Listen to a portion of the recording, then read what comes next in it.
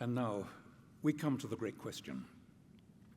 What are the requirements for great Chopin interpretation? I want to mention 4, without which, in my view, great Chopin playing simply can't exist. Prominent among them is surely a beautiful sound. The piano may be capable of brutal effects, and the music of such composers as Prokofiev and Bartók sometimes demands them, but not Chopin. For Chopin, the ideal was bel canto, beautiful song, and the two styles should not be mixed. It may surprise you to learn that Chopin's favorite instrument was not the piano. It was the human voice. He adored singing in all its forms.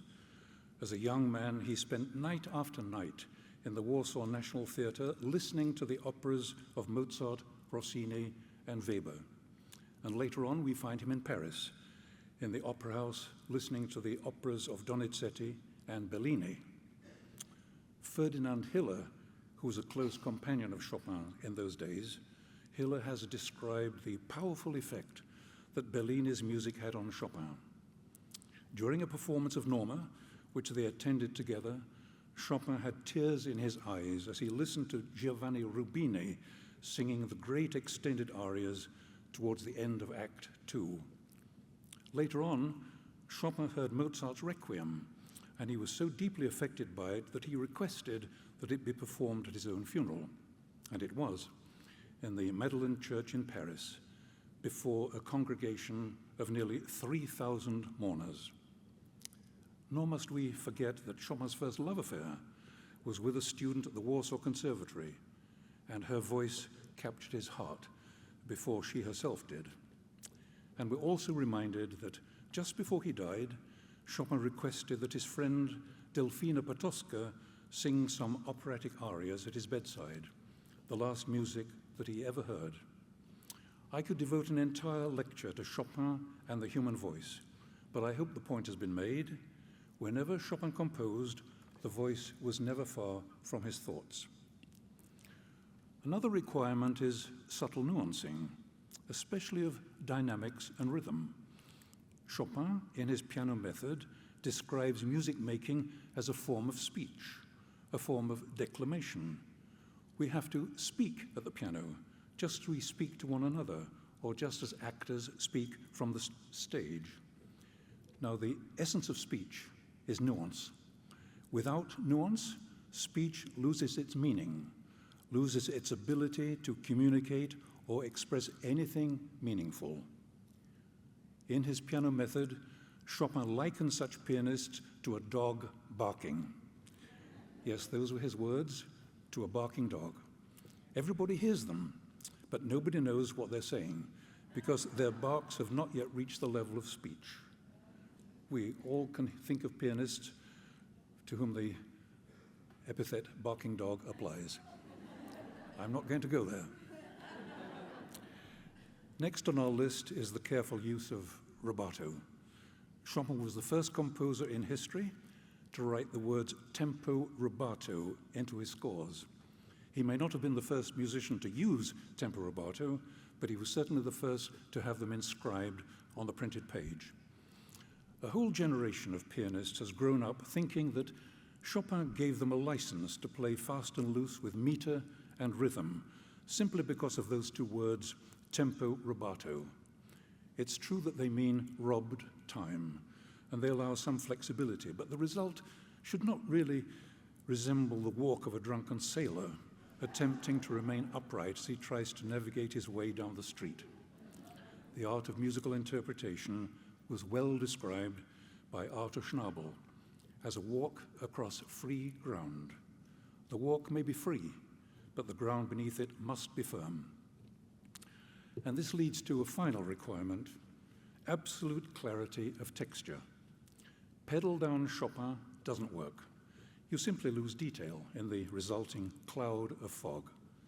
Remember that Chopin's favorite composers were Mozart and Bach, where clarity prevails. Whenever Chopin played four-handed music, as he sometimes did with Liszt, with Czerny, and sometimes with Moscheles, he insisted on taking the secondo part and not the primo part. That placed him at the lower end of the keyboard, which traditionally gave him control over the pedals. Antoine Marmontel, the doyen of piano teachers at the Paris Conservatoire, never forgot Chopin's pedaling. After chastising other virtuosos for employing mindless pedaling, which simply produced mindless noise, Marmontel observed that Chopin, by contrast, while making constant use of the pedal, obtained ravishing harmonies, melodic whispers that charmed and astonished. Well, who are the pianists who reflect these requirements? Among the glorious dead, three names come to mind, at least they come to my mind.